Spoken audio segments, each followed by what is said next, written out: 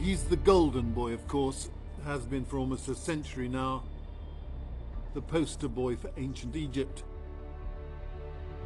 His death mask was sublimely, breathtakingly crafted over 3,300 years ago. 24 pounds of beaten gold, eyeliner of lapis lazuli, eyes of quartz and obsidian. Probably the most recognizable artifact we have from antiquity.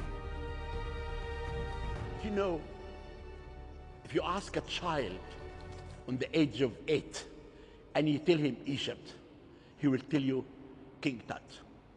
I made a Skype last week to a school in the States.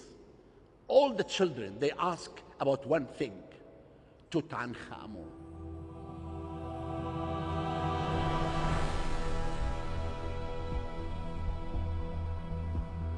The sun always mattered hugely to ancient Egyptians, where it rose, where it set. It almost certainly influenced where they built the pyramids and the Great Sphinx, ancient wonders in granite and limestone.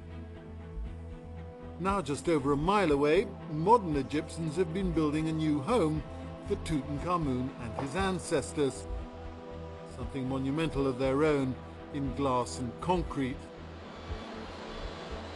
Construction has taken 8 years so far, the opening delayed multiple times, but the Grand Egyptian Museum isn't called grand for nothing.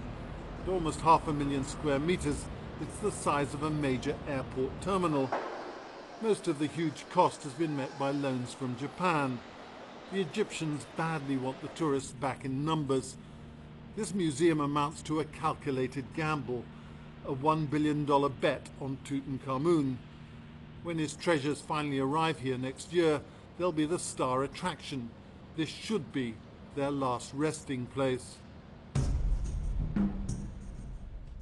A selection of Tutankhamun's treasures have been on the road off and on since the 1960s.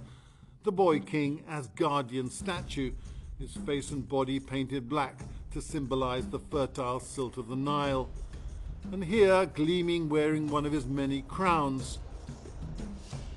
On the back of a golden throne, a tender marital portrait, king and queen bathed in the golden rays of the sun.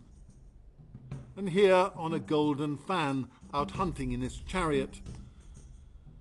Tutankhamun's portrait was always idealized, as it was on his death mask. The reality may well have been rather different. Just look at his pitiful mummy as first revealed in 1925. Tutankhamun was probably a child of incest. He was about 5'5", and scientists think that he may well have had a club foot and buck teeth. Dead at 18 or 19, Egyptologists still speculate about what killed him. When you go really deeply in the collections of the king and the history of the king, you discover that he was really an important king. What is also important about the king is that his life and his death are still mystery. And that's why people all over the world are still fascinated by King Tutankhamun. This was part of the winning design for the museum, a facade or freestanding wall of semi-transparent